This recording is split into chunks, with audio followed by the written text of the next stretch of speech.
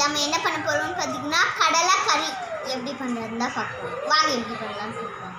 அது வந்து சப்பாத்திக்கு தோசைக்கு எல்லாத்துக்குமே வந்து தொட்டு சாப்பிட்டா நல்லா டேஸ்ட்டாகும்.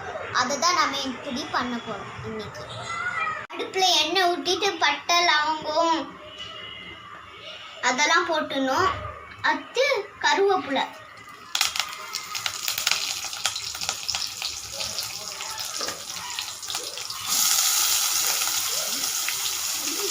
வெங்காயம் கொஞ்சம் போட்டுக்கணும்.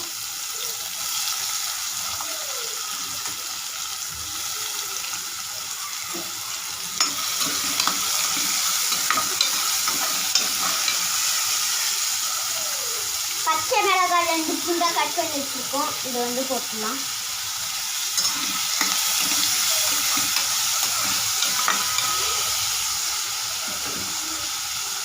நல்லா வதக்கி விட்டுருணும். நல்லா வதங்கிடுச்சு. இப்போ இஞ்சி பூண்டு பேஸ்ட் போட்டுக்கலாம்.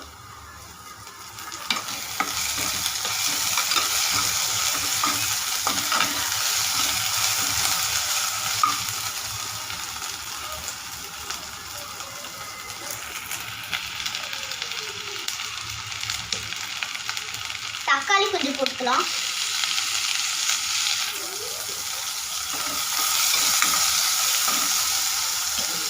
தக்காளி நல்லா வெந்துருச்சு.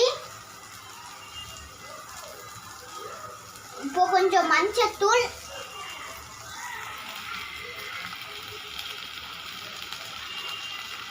கொஞ்சம் தனியாத்தூள்,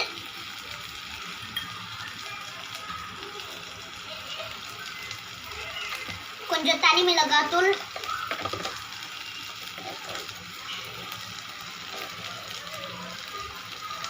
கொஞ்சம் உப்பு,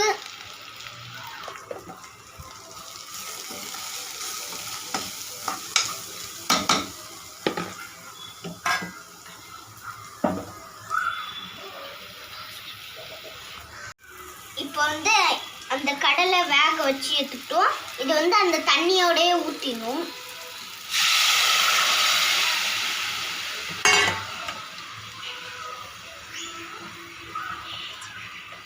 கொஞ்ச நேரம் நல்லா கொதிச்சு வேகட்டும். வந்து நல்லா கொதிச்சிருச்சு. இப்போ வந்து நம்ம தேங்காய் பால் ஊற்றிடலாம்.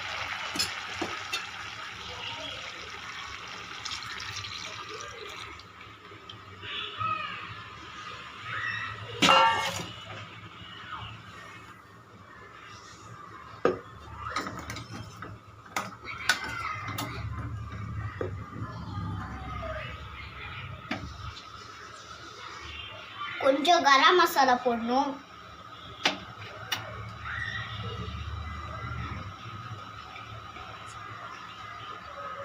அவ்வளோதான். தேங்காய் பால் ஊற்றி 2 நிமிஷம் தான் கொதிக்க விடணும்.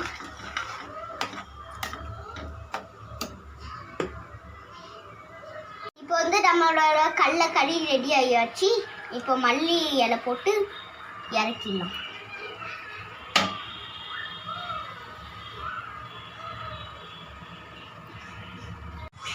இப்போ வந்து நம்மளோட கடலைக்கறி ரெடி ஆயாச்சு. இதேமாரி நீங்களும் ட்ரை பண்ணி பாருங்கள். எங்கள் சேனலுக்கு லைக் பண்ணுங்கள், ஷேர் பண்ணுங்கள், கமெண்ட் பண்ணுங்கள், சப்ஸ்கிரைப் பண்ணுங்கள்.